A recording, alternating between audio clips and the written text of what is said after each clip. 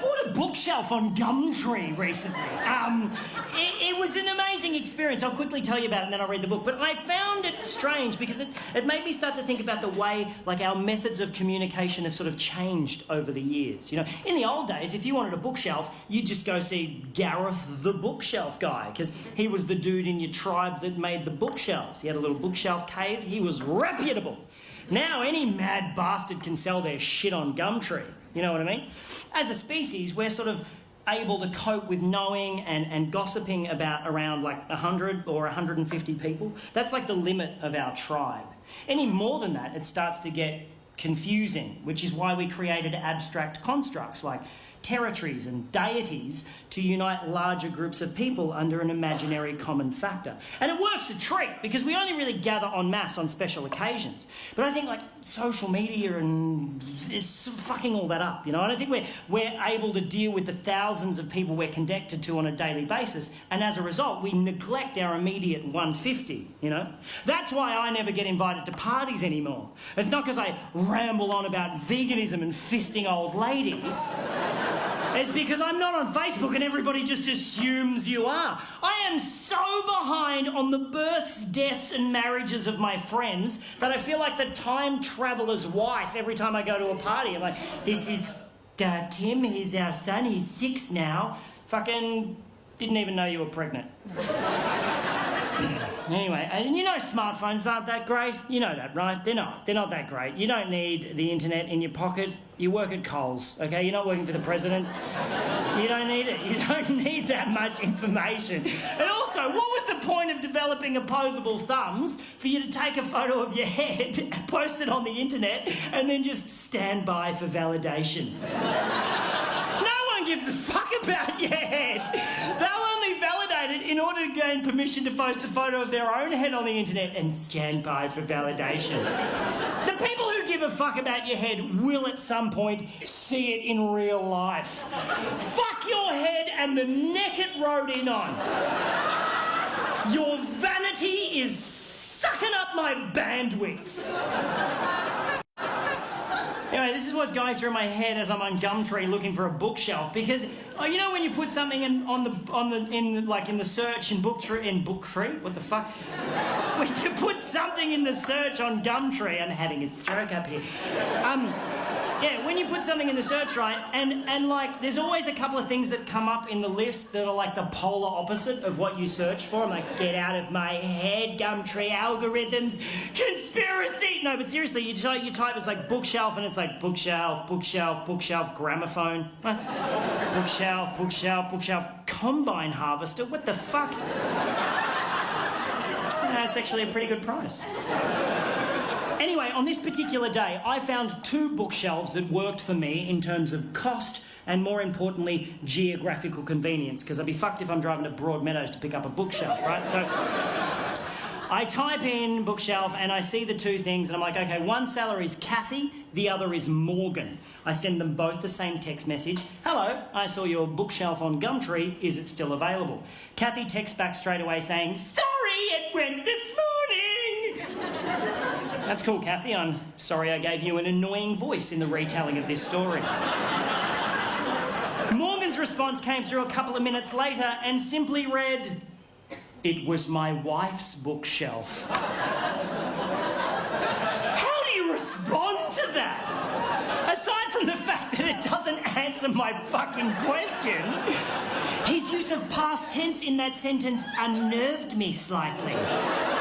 I'm like, oh, I should probably just find another bookshelf. And then I noticed he lived in the suburb next to me, so I replied, is it still available? He responded with the letter Y. Just a Y? Is he asking me why I want to know if it's still available? Or is it a Y for yes, and he's so in the throes of grief that he can't manage the E and the S? I assume it's a Y for yes, so I respond, cool, I'll take it. When's a good time to come and pick it up? No reply for 15 minutes. I'm like, oh, he's forgotten about me, fuck it, I'll find another bookshelf. And then when his reply actually does come through, I realise he spent those 15 minutes crafting his response because it's a fucking thesis. He must have felt so bad about only using a single consonant in his previous text that he just massively overcompensated with this one. Also, for some reason, felt that the use of punctuation entirely unnecessary. So it's just one obscenely long sentence which reads, "You must come and pick up now. I only have short time here at house and also it wide. So bring van or trailer and there stair. But I can help you carry downstairs. If you come park out front, walk up past ring bell and I will help you carry it to trailer or van. I only accept cash and if you do not come now, I will sell it someone else."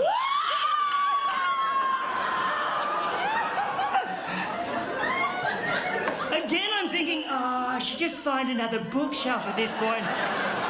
But now I am fascinated by Morgan and I simply must meet the man. So I drive over to his house. Oh, before I left, I sent him a message saying, "Cool, I'll be there in 10 minutes. He replied, "Okay," but spelt it O-K-A-Y, which just fascinated me more that he'll use 4 letters to spell a 2-letter word, but only 1 letter to spell a 3-letter word. Morgan is off the fucking chain! Driving over to his house, I'm trying to picture what he's going to be like, you know. His pidgin English might suggest ethnicity of some sort, but I don't want to racially profile him. Maybe he's an old man who recently lost his wife and is not that very good at texting. Or maybe, and I'm really hoping this is the case, Morgan is just batshit crazy. So I get to his house and I go up to I park out front, walk up past ring bell, and I brace myself for the door to be opened by like an old man in a smoking jacket, wearing fishnet stockings and suspenders, just puffing on an opium pipe, while a butler just creepily polishes a goldfish in the background. And then a tiny pug dog wearing a fez hat just trots up the hallway, sits on the mat, looks up at me and says, "Welcome to our lovely room." And then the door opens and I am thoroughly disappointed. Before me stands an average Caucasian male in his mid-30s, dressed casually, hipster chic, stubble, glasses with designer frames, expensive watch. I immediately think architect, but the house is too cheesy for that. It's like a double-storey doll's house with bay windows. But definitely a designer of some kind, maybe a graphic designer. He's too skinny for manual labour. He's too hip for the public sector. But this can't be Morgan. Because Morgan's text messages would suggest that he's not that technically savvy. And then the man standing in front of me says, "Hello, my name's Morgan." And the plot thickens! He invites me in, shakes my hand, closes the door, and 20 minutes later, I will be witnessing Morgan perform some of the most aggressive acts of violence I've ever seen in my life. And I will be speeding away in my car, bleeding from the face. Here's how this shit went down. I go into the house and I notice 2 things immediately. One, this is a house in the throes of renovation. Nothing too extreme, but there's like drop sheets on all the furniture, there's freshly painted walls, there's a bathtub wrapped in plastic in the hallway awaiting installation. Someone's doing some work on this house.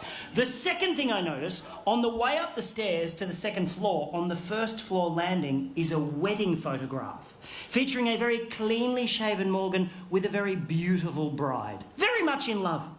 The photograph is very much on the floor and the glass in the frame is very much smashed. She's not dead, she's left him, and the plot thickens a bit more for Morgan. And as Morgan unceremoniously, kicks the photo frame to one side on the way up the stairs, I really wanted to pry into Morgan's life and ask heaps of inappropriate questions.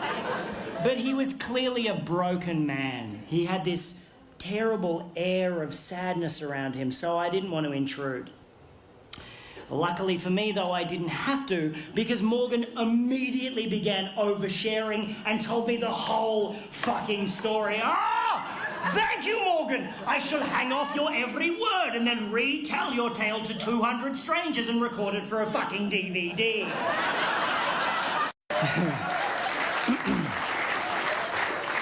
He is a graphic designer, yes, and he's really good at it. He does like massive rebranding campaigns for large corporations. He gets flown all over the world doing this shit, right? About 4 years ago, a woman hired Morgan to rebrand her florist business, and he did such a great job, she married him. And he thought everything was just fine, until about 3 months ago, Morgan had to do a presentation in Sydney, right? But he was on his way home from overseas and he got stuck in Dubai due to a flight cancellation. So rather than cancel the meeting, Morgan suggested to these businessmen in Sydney that they do a Skype chat because he's so technologically savvy despite his fucking baffling text message style. So Morgan checks into a hotel, cracks open his laptop and starts Skyping with this room full of businessmen in Sydney who are all watching Morgan on a massive screen on their boardroom wall, right? And everything's going great. Morgan is totally nailing it until about halfway through, he realises that a file he wants to show these dudes is on the desktop of his home computer back in his home office in Melbourne. And he decides to live share the desktop of his home computer on the Skype chat. He knows how to do that. He can control his computer remotely from anywhere in the world. It's not particularly new technology, but Morgan makes it sound so impressive. So this room full of businessmen are all watching keenly like, oh, Margaret, bring in some biscuits. There's some newfangled shit going on in here.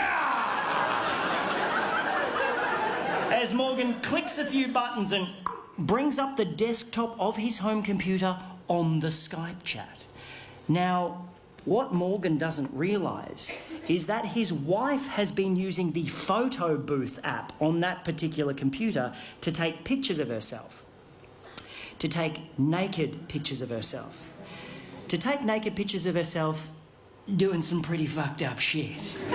It's embarrassing to say the least. Just as Margaret came back in with the biscuits, I've got you the...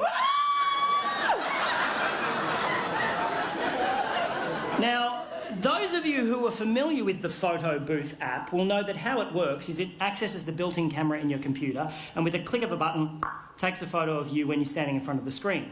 And if you know that, you'll also know that if you leave that application open, the camera also stays open, witnessing whatever may be happening in front of the computer in real time, such as your wife in your home office fucking your best mate.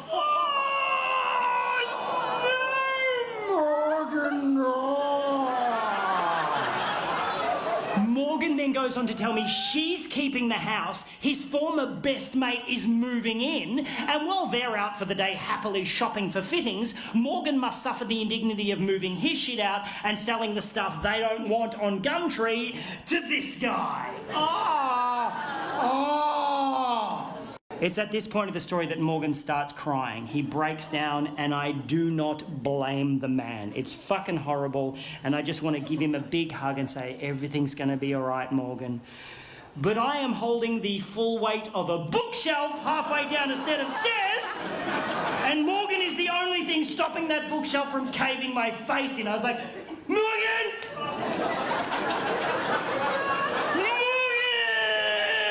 And Morgan managed to pull himself together for about 8 seconds and then just went, bah, and let the bookshelf go. I fell backwards. It literally rolled over me and took out the light hanging above the staircase. I'm now lying on my back, getting showered in broken glass. As the bookshelf turned end over end, it just went thonk right through a freshly painted wall at the bottom of the stairs. I'm like,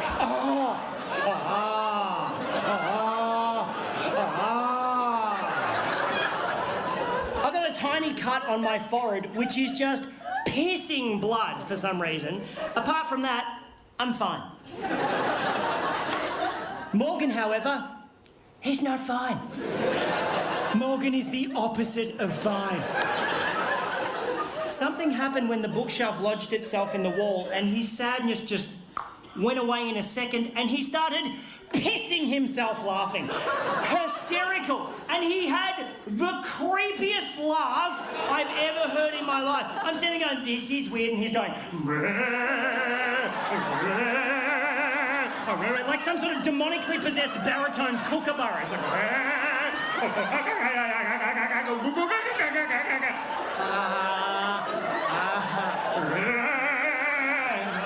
Can I still have the bookshelf? He's like, yeah. We extracted from the wall. The bookshelf, incidentally, showing no sign of having just rolled down a staircase and smashed through a wall. We carried it out to my car. We had to stop about 6 times because Morgan was like, hang on a minute. We got it to my car, put it on the trailer, and Morgan was in such a great mood, he let me have the bookshelf for free. Oh!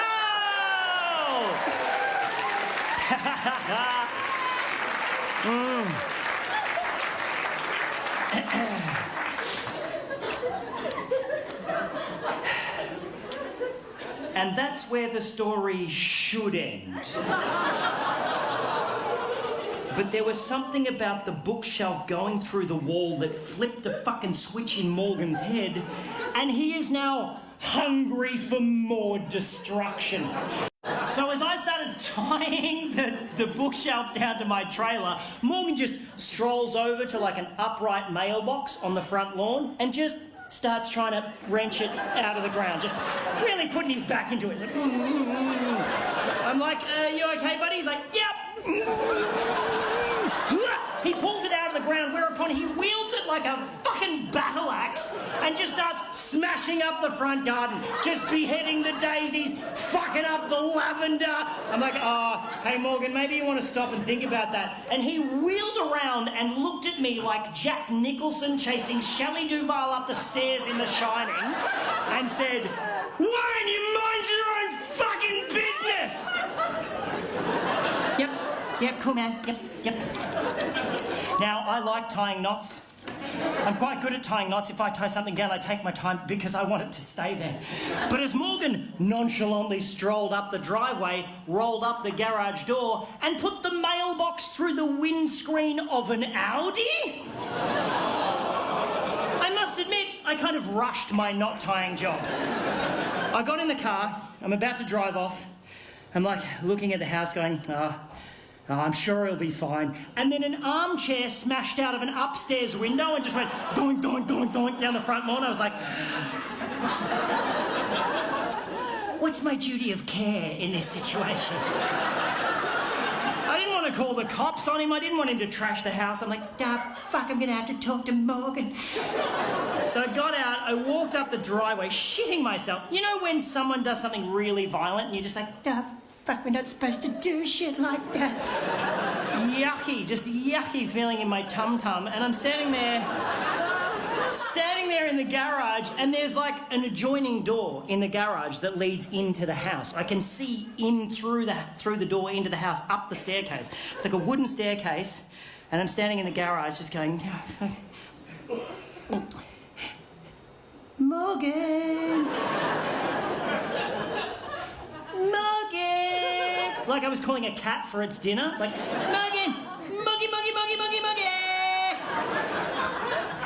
And then I notice a small trickle of water start to come from the top step. And then a little bit more water, and then quite a lot of water. Just pissing down the stairs like a shitty water feature. I'm like, that can't be right. And then Morgan appeared on the top step holding a hammer like this. Bah!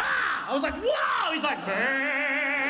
Starts running at me, wielding the hammer, going, bah! I'm like, oh no, man, I just wanted to buy a bookshelf. He's like, run straight past me. I'm like, where are you going? He's like, bah!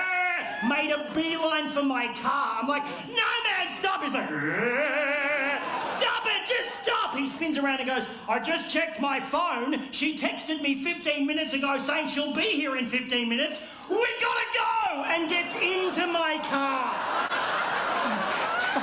Jesus, fuck me. I run down the lawn, get in the driver's seat. I'm like, what was with the water? He goes, I put plugs in all of the sinks and turned all the taps on. I'm like, that's fucked. He's like, just drive. I was like, nah. I took off so quick, rounded the corner at the end of his street, and the bookshelf just went, boosh, and exploded against the guardrail. Just exploded in a shower of badly tied knots and broken dreams. So me and Morgan just fucking left it there. Like a little breadcrumb for his ex-wife to find on the way home to her destroyed gingerbread house. I dropped Morgan at a train station. I have never seen him again. And that, my friends, is why I no longer shop on Gumtree. Thank you very much. Thank you very much.